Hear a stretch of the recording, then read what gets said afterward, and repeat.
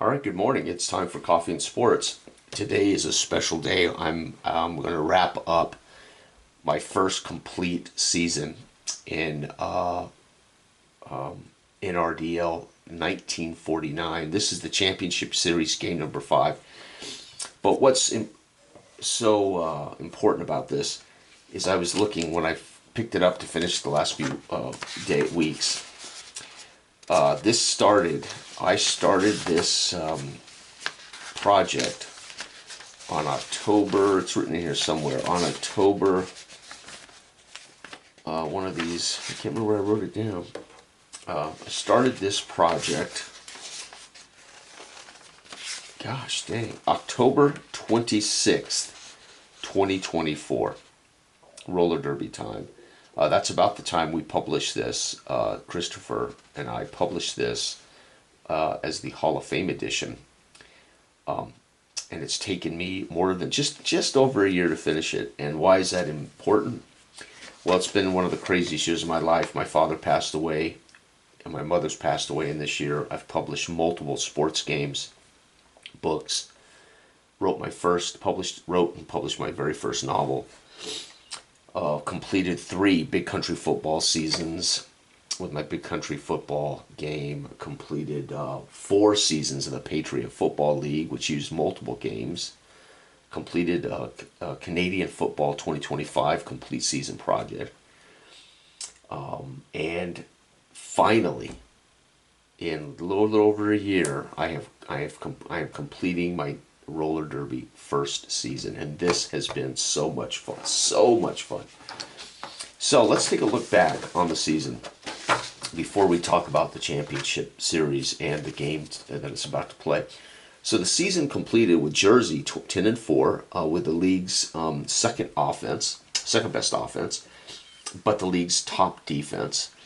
They had a plus 46 point differential, did Jersey. New York came up second in that Eastern Division at 6-8, with a plus 5 differential. And Brooklyn came up at the near the bottom at 5-9 with a minus 51 point differential. But look how solid. We didn't have any stinkers in the. We may have had underperformers and we may have had overachievers, but we didn't have any absolute crap performances, and that is so cool. San Fran finished ahead of the West 10-4, found themselves in the series, hosting the series with a 483 points. They led the league in scoring, and their defense was number 2. They were a plus 49 scoring differential, which made them the top team in the league. But why they started the series with home advantage was they had beaten Jersey twice during the regular season. However, in that, where is that written down? I wrote down those highlights somewhere here to talk about. Yeah, here it is. San Francisco finished 6-1 in their final 7 games. They have the league's top offense, scoring 34.5 points a match, with the league's top point differential. Jersey finished 5-2 in their final 7 and had the league's top defense, giving up 30 per match. San Fran went 2-1 versus Jersey in 1949 in my season. Again, all my box scores are here. They defeated Jersey 31-26. Then they suffered a big scoring game. They lost to Jersey 41-35. That was Jersey's second best scoring output on the season. They scored 42 against Brooklyn during the season. And then they won a close overtime game to beat Jersey during the regular season, 31-30 in overtime. And that's how San Fran, in head-to-head match, because the records were the same, that's how San Fran got the home advantage. San Fran leads the top stopper. They have the league's number 1 stopper in O'Connell for the men, and he saved 28, or I should say he blocked 28 points in 14 matches. And by the way, he is the top blocker in this series. He's had a brilliant series. But he's had a brilliant series for San Fran. Unfortunately, it's not helped San Fran. So let's talk about the series up to this point. So for those who don't know, this is again Roller Derby by Christopher using my Time Sports Engine, basketball time engine. This, though, captures my I think this is perfect or superior to my basketball game in that it captures my imagination and it just fits this sport so well. Let's put it this way. I've played maybe in playtesting. I've played my basketball game in playtesting. I've completed a small season for playtesting. And I love the basketball game, but nothing, I don't know what it is, just nothing like this for me. It's amazing. Okay, so in game one, Jersey, due to the fact they had lost the head-to-head matches at 10-4, traveled to San Francisco. Game one of a best-of-7 series. San Fran gets a big star power from Cavello. She scores 5 jams in the first half, and they hold on to win at home 36-31. San Fran's Ann Cavello dominates in the first half, providing San Fran with an unsurmountable lead. San Fran coasts to victory in game one. So game two, Jersey still in San Fran. So and Jersey comes in here now down a game, ends up in a tight battle, but they edge out San Fran in their stadium, 30-29. Moose, this is what's so great about the game. So Moose Payne for Jersey had a block and saved 1 point. Turns out Jersey won that game by 1 point. So Moose Payne had a game-winning block, basically, for Jersey to steal this game in San Fran. Jersey's Moose Payne made the game-saving block. Jersey steals the game, walking out. Jersey celebrates on the train ride back to Jersey. So we're on Amtrak or whatever train might take us all the way back across the country to Jersey, San Francisco to follow. I don't know. They might travel by train as well. So then, a couple of days later, 3 to 4 days later, after the big train ride, San Francisco in Jersey, both teams now at 11-5, the series tied at 1 apiece. We get Ann Cavello for San Fran scoring a big rally, jams, 5 points. But Monta Payne, the wife of Moose Payne, scores 5 herself, keeping Jersey in it. And Jersey at halftime's up 23-19. We end up seeing the women duke it out, and the men, O'Connell for San Fran blocks 3 points, giving San Francisco a chance to steal one in Jersey, but to no avail. Jersey holds on to win 34-33 in another unbelievable contest. Despite Cavello's offense and O'Connell's blocking 3 jams, Jersey finds a way in front of home fans thanks to Monta Jean Payne for the women, putting a 5 jams in the first half. Jersey's up now 2-1 from game 3. We go on to game 4 in Jersey. Here we go. San Fran. It's now Jersey up 2-1. San Fran is now 11-6 total record. Jersey's 12-5. And we get another knockdown drag out. But Monta Payne steps up again for her team, scoring 2 jams in the first half. They coast out to a 5-point lead, which allows a shifting. So what happens when you're up by 5 or more, teams get to shift as things tighten up. It's roller derby is a very competitive sport.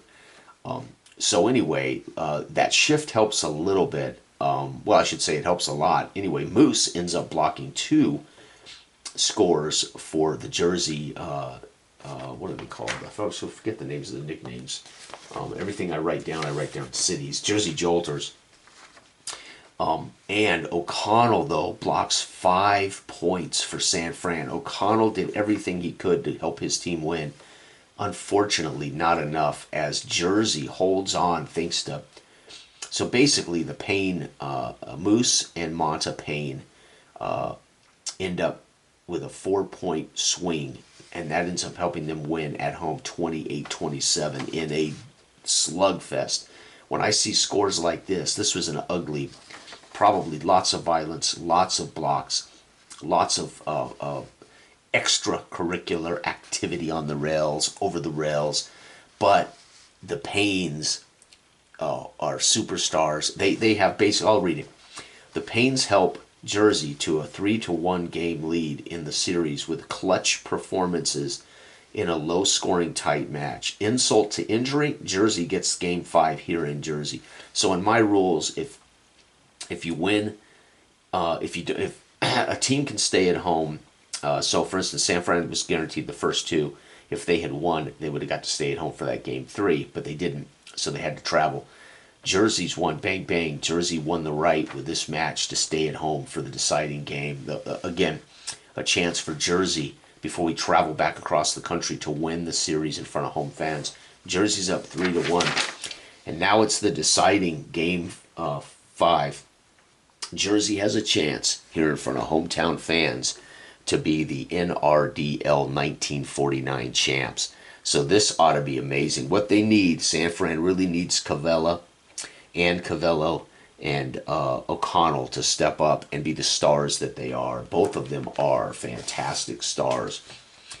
San Fran starting skaters for the women for San Francisco Bay Bombers are Ann Cavello, superstar, Judy Polish Ace Sawinski, Roberta Mitchell, Glory Miffy Mifsud, and Lorraine DeVries are the starting skaters for San Francisco Bombers. They have on the bench Pat Burns, who is a fantastic skater as well.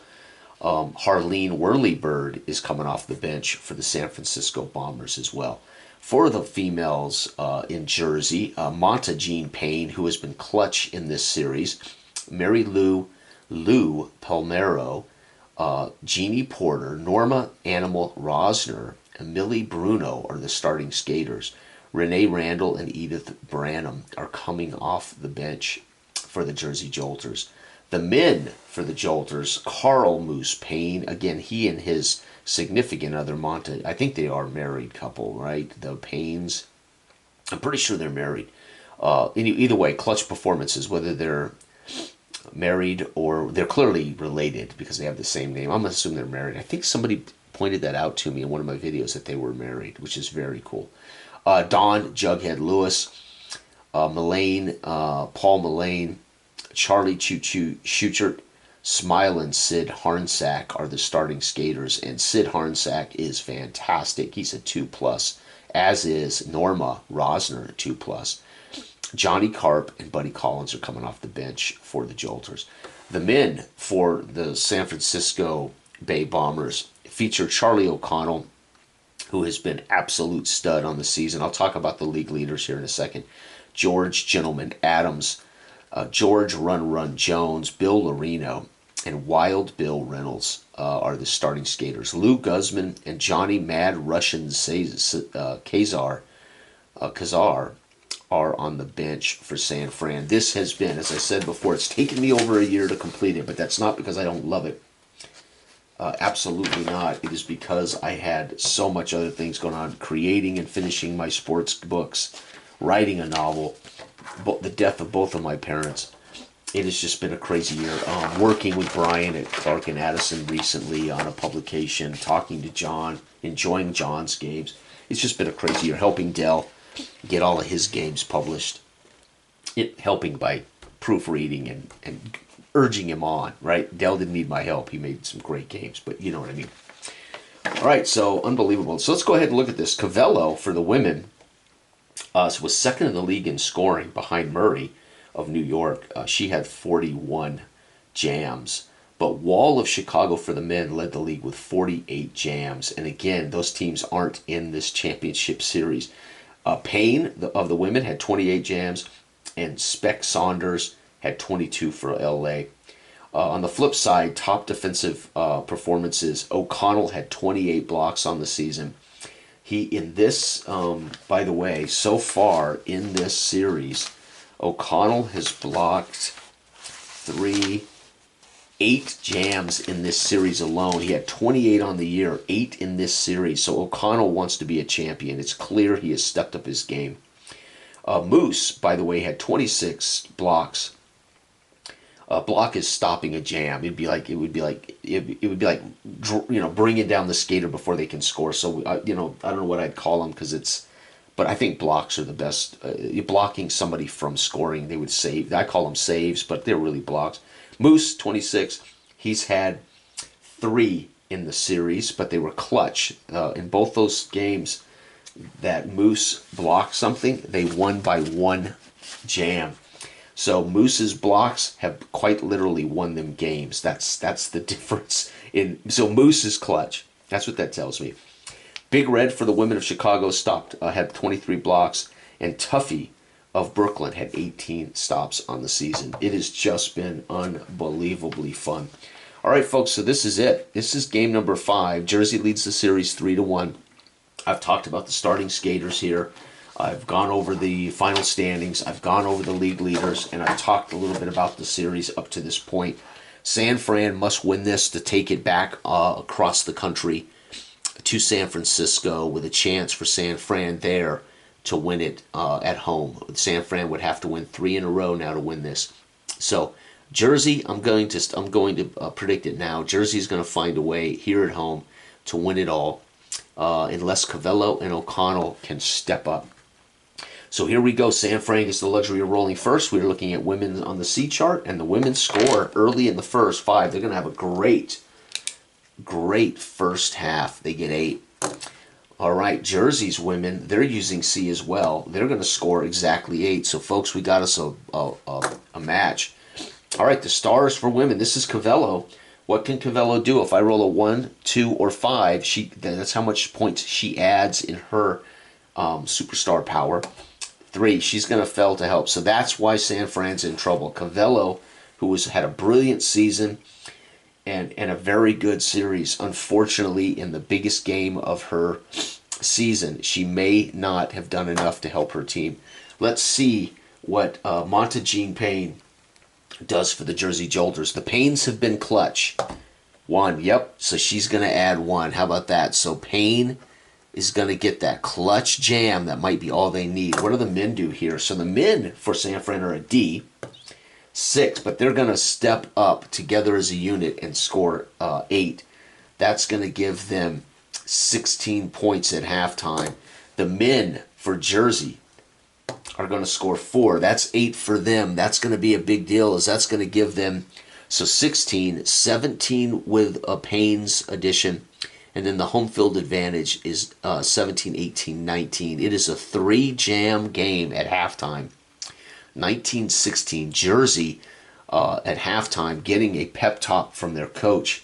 This is a chance for us to win it all right here in front of hometown fans. We send San Fran packing on Amtrak back across the country where they can lick their wounds while we celebrate in New York. That's what's going to happen. Here we go. The women of San Fran come out after halftime. Oh, and they are uninspired, folks. There is no doubt. Only 7 jams. The women, oh, and look at this. I think Jersey can smell championship. They can taste that champagne on their lips. The stars of the men, here's a chance for O'Connell to block some of this work. Yes, O'Connell's going to block 2.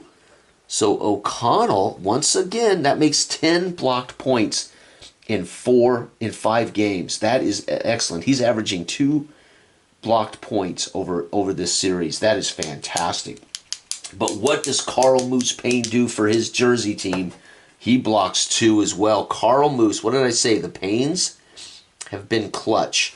They have gotten points when they absolutely need it, and that is clutch play for those 2. All right, what do the men do, though, for San Fran? 4 on D. They're going to score 7 again. Not ideal. They weren't at their peak. And Jersey, 2. Wow, so they're coasting. Jersey's feeling it. They're coasting. So, folks, we got 19, 27, 25, 32 points for Jersey. We have 16, 23, 30 minus 2, 28, and that's it, folks. There is no rally here. There is no overtime. And look at this. San Fran will be sent packing. Highlights. Unbelievable. Congratulations. As Jersey lost 2-1 during the 2 games, 2 of the 3 games to San Fran during the regular season. However, they put 41 up, and they held them to 29-28 games. So you knew Jersey, it's a 31-30 overtime game, so you knew that Jersey, when they put it all together, would probably be more consistent just looking at those numbers, despite San Fran winning 2 of those 3. And they have done it here in the final as the highlights. The Pains are clutch stars for the Jersey Jolters in a series win. Jersey wins championship 4-1 over San Francisco. Hot damn. 10/30/25. I started this on 10/26/24. Over a year to complete, and it's not because I don't love it. It's because I had so much going on in my life, and I just was not.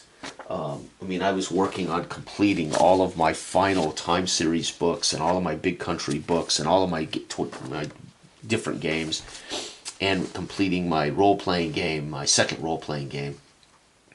So there were a lot of things going on that that were prioritized. And then, of course, playing big country football and enjoying my games. Now it's time to enjoy this. I absolutely love this roller derby game. Actually, I enjoy roller derby. I think there's something just joyful about it. There's something just so fun about it. Watching old clips and perusing what little bit of history and information I can get. If I was on Facebook, I'd be part of their Facebook group, the Hall of Fame, Roller Derby Hall of Fame group, where I could talk to people about all this. But either way, there it is, folks. Congratulations. The Jersey Jolters are now the 1949 champions of the NRDL in a fantastic project that has taken me, not because it should have taken me more than a couple of weeks. I should have been able to finish this really in maybe a week. But I just had so much going on, and there it is. So what's going to happen now, because I will continue, I will take these same teams from the 49-62 set, but I will use the brand new Hall of Fame book to do the off-season and the career mode. So now there could be potentially trades, new players, retirements. So I'll take this data and I will continue on as a fictional career, because it's too damn fun. So thank you for watching. This has been Roller Derby Time by Christopher, and it has been the 1949 NRDL, finishing up the culmination of a fine 7-game series. It ended up being only 5 games long as Jersey gets it done. By the way, Jersey will finish 14-5 on the year as champs, and San Fran finishes 11-8. So they went from 10-4 to 11-8. And San Fran just did not get enough from Cavello. They got plenty from O'Connell. O'Connell averaged 2 blocks per game in the series. It's just brilliant. Cavello, unfortunately, didn't show up in a couple of these matches. And Cavello. And who knows? Maybe San Francisco Bombers will be thinking about moving Cavello. Maybe there'll be a big trade in the works. I would think Brooklyn would love to get Cavallo, as they had a rough season scoring jams. All right, everybody, have a wonderful, wonderful week. Bye-bye.